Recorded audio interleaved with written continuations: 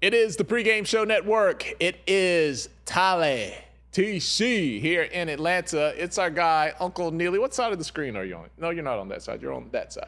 Uncle Neely over here, Jackson, Mississippi. Jacktown. What's up, Neely? How you doing, bro? I'm doing good, Tolly Car TC. How you making it in the ATL? Hey, man, enjoying the weather, enjoying all the things that we have to talk about, man, because, springtime, a lot of people's minds kind of shift away from football. You start, thinking about your summer, vacations, end of school, but we have plenty of content. We have a little story time right here from Coach Prime. You ever wonder what it would be like to have an interview with Coach Prime? Like, you're an aspiring, coach, and you're just like, you get your shot and you get to come in and sit down with Coach Prime. Well, let's give you a little insight of the spontaneous nature of interviewing with Coach Prime. So up under the interview process, the Big Phil came down. When he came down, we met in the pool room down there. And Big George happened to be here, visiting me, kicking it. And he had no idea Phil was coming. So now, not only am I getting ready to interview a potential offensive line coach, I got an offensive line guy who played in the league as well, who knows his positions like the back of his hand, that can listen in and say, yay or nay. Now, he was just faking it, because some of the intricate details of the line, I don't know. That's offensive line. Some of the line talk I may not fathom. But he was excellent. His references that we checked was unbelievable. Some of the kids that he coached that we spoke to validated him, and his tenure in the NFL and what he stood for. I say, Coach, I need them to make a highlight film of you, because when you take somebody in your room, I know you could talk to them, but I want you to show them you on the field. That's going to speak volumes. So now they understand, not only do you know this position, you did that at the highest of highest levels. So that's tremendous. And Rob, he's a bingo. Mike Zimmer was a bingo. Marvin Lewis was a bingo. Adam Pac-Man Jones was a bingo. So think about all these relationships that can call and validate that person to say, you know what, he the one. And when Pat called you and say, hey, man, you better hire this, you know what, because he was a white dude coaching an all-black secondary, and he don't play. He put his foot in me. He's such and such. Beep, beep, beep, beep. That Pack is my son, but I love him to life. He's my prodigal son. So having that validation of not only Marvin and Coach Zim and others at that level, but some of the players that played for him. And when he came for his interviews, he wasn't playing. I asked everybody that we interviewed at that defensive coordinator position to already break down our week one, and let me see you go through that as if it's Monday and we going over the scouting report for the next team. And that's what they had to do. And when I tell you impeccable and flawless, and understood how to communicate with all the coaches about what we're going to do and how we're going to execute it, it was a home run. It was a home run. And now that he's on board, seeing him do his thing, we made the right decision. And it's much more simplistic. They're playing faster. He demands a commitment to excellence because he's been at that level. So when he comes in and say, you ain't gonna make it like that. Like, you're not gonna make the NFL like that. You need to work on this, man. Our safeties are like, all right, you're right. That's a commanding voice that just came from that level. So it's unbelievable. And story time with Deion Sanders. Look, you come in for an interview, Big George is in there, it's the pool room. There could be a lot happening that you might not expect during an interview, Neely. It's unbelievable, man. Here you have Coach Phil Loholt, second round draftee to the NFL out of Oklahoma, going to the Vikings, just a phenomenal NFL career, coming in to interview with Coach Prime, a totally phenomenal NFL career.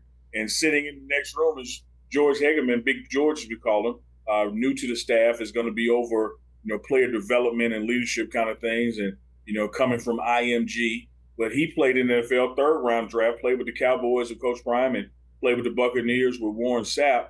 And so you have this phenomenal offensive line coach, but you also have another guy walking around in the building, who's able to and offer advice and counsel because he knows how offensive lines are supposed to work as well. You hear Coach Prime talk about how he selects the people to be on his staff, and then he went into Robert Livingston and the names Pac-Man Jones, Mike Zimmer, Marvin Lewis, all vetting and verifying that Rob Livingston knows what it takes.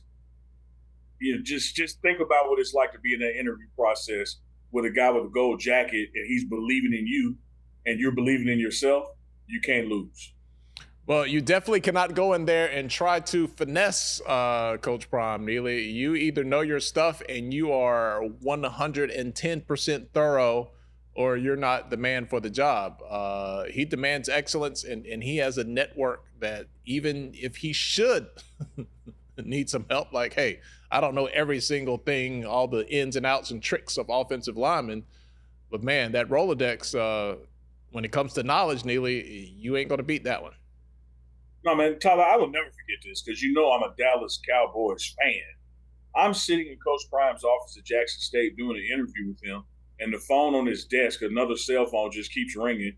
And he finally says, Neely, and pause the recorder, let me grab this. And he goes and answers it, and it's Jerry Jones a couple of days before the draft calling Coach Prime to talk about a particular corner and what he thought on him and should we draft him or not.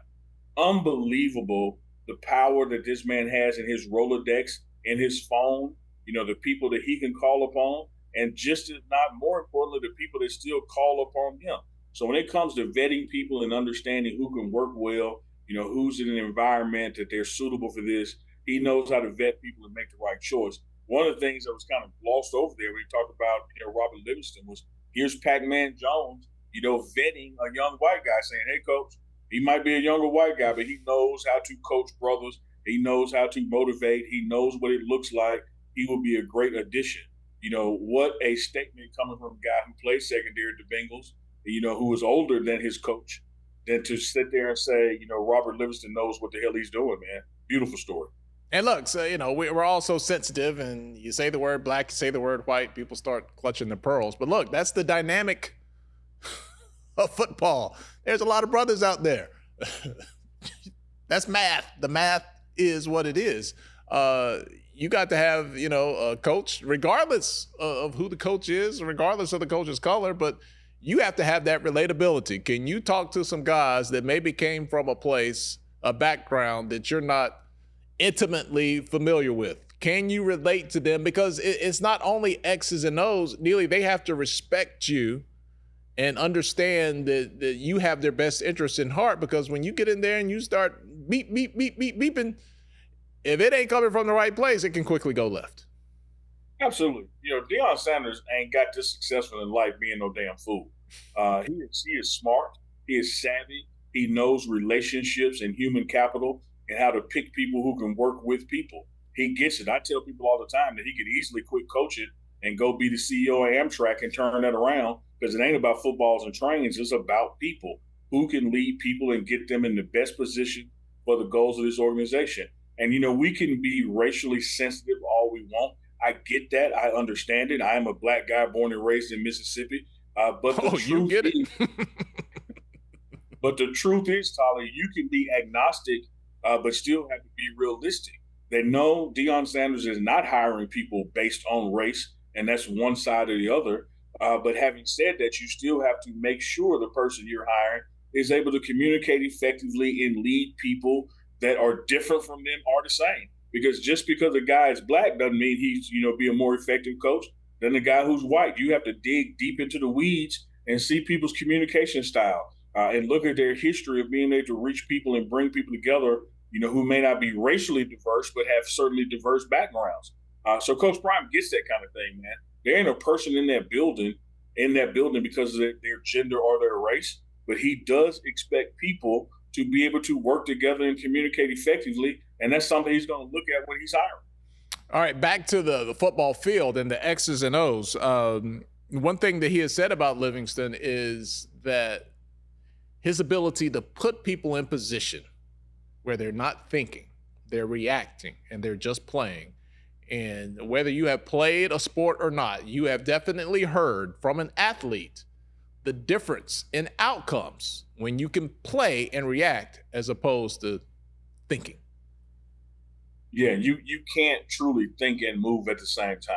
You have to be in reaction mode, which means you have to be comfortable to be fast. No one is lost driving their car going 90 miles per hour. When you're lost, you're driving about 10 miles per hour, and you even turn the damn radio off as if that has something to do with your eyesight. But when you know where you're going, you go fast. And that's how it has to be on defense. And that's how Robert Livingston wants it. If I know these guys know what they're doing, then they're going to turn loose and get there. Tyler, I've seen him do this. I sit in many of his defensive meetings with the full defense, and also stay around when he meets with just the safeties. And let's say he's got 10 guys in there playing corner and safety, and he has a word that he wants to call this. And he'll turn to them and say, hey, but what do y'all want to call it? Because it's easier for me, one guy, to learn what y'all's word is, and it's try to push what my word is to 10 different people. So y'all come up with what we call it. This is his game. This is how it looks. What do y'all want to name it? He's very participatory in that instance. He loves knowing what the player's skill sets are and designing the defense around those skill sets versus coming in with the thick defensive playbook and saying, y'all got to learn this and raise to this standard. He's doing it in reverse. Where's my talent level? Who's my best 11? And what defense can I create around those best 11 where they don't have to think, they can just react and fly to the ball? We talk about the relationship a lot, Deion Sanders, and the relationship that he has with Shermer, his offensive coordinator. What has the relationship been like with Travis Hunter and Livingston? Although, little caveat, he doesn't get them 100% of the time because, Travis is offense and defense. But with that guy being, your assassin out there on defense, what has their relationship been like, just interpersonal between those two? In a word, I would say respect, and I would say mutual respect. You touched on it, Tyler. Players need a coach that they can respect, that he knows what they're talking about, and he knows how to get them where they're trying to be. And Travis Hunter respects what Robert Livingston brings to the table. He knows the secondary NFL. He has scouted colleges for the NFL. He knows what a player is supposed to look like. And I think it's also respect the other way. Coach Livingston is seeing guys who have had talent, and they've rested on that talent. They don't dedicate themselves to the film or the nuances of the game. And that ain't Travis Hunter. Travis Hunter ain't resting on his talents. And I think Coach Livingston will tell you he is very impressed with the work ethic of Travis Hunter, the attention to detail he gives, and making sure that he's spending time not just with the offense, but with the defense as well. And so I think respect would define their relationship, that they both know that, hey, man, I may have these things physically and talent-wise, but you know how to put those physical gifts and talents in the right place that are going to get my name called early on draft day in the first round. Neely, little tease there.